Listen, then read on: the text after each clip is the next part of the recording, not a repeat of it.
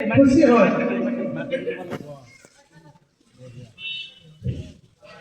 আসসালামু আলাইকুম ওয়া ৰাহমাতুল্লাহি ওয়া বাৰাকাতুহু।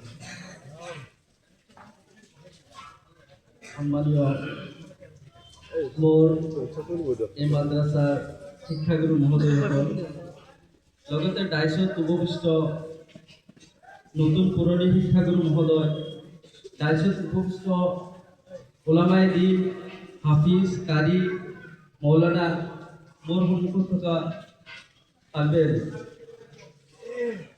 সৰ্বপ্ৰথম মই আপোনালোকক মোৰ অন্তৰৰ পৰা শুভেচ্ছা জ্ঞাপন কৰিছোঁ। আজি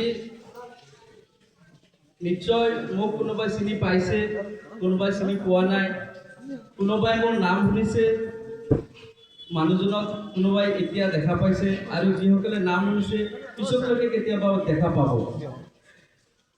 ময়ো আপোনালোকৰ দৰে এটা সময়ত এই মাদ্ৰাছাত 3 বছৰ পঢ়িছোঁ। মই মক্তবৰ পৰা 3 বছৰ পঢ়াৰ পিছত মই গাড়ীগাঁও গুচি যাওঁ। বাকী মই দীঘলীয়া নকৰোঁ। মই এতিয়া যে এডভকেট হিচাপে নলবাৰী কোৰ্টত কাম কৰি আছোঁ, উকিল হিচাপে, এডভকেট হিচাপে। যিহেতু মই নতুন, 3 বছৰ ৰানিং চলি আছে। দাৰুল দেওবন্দৰ পৰা মৌলানা পাছ কৰি, পিছত জেনেৰেল কৰি মই এডভকেট পাছ কৰি এতিয়া নলবাৰী কোৰ্টত মই এডভকেট কৰি আছোঁ।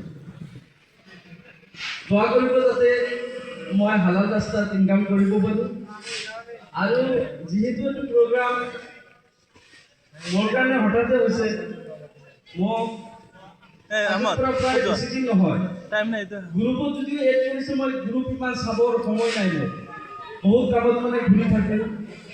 যিয়ে নহওক হঠাতে কৈছে কাৰণে এতিয়া মই নগদ 1000 টকা দি আছোঁ। বাকী পিছত মই চিন্তা কৰিম। আৰু যিজন হুজুৰৰ কথা কৈছে, যিজন হুজুৰৰ নামত আধাৰ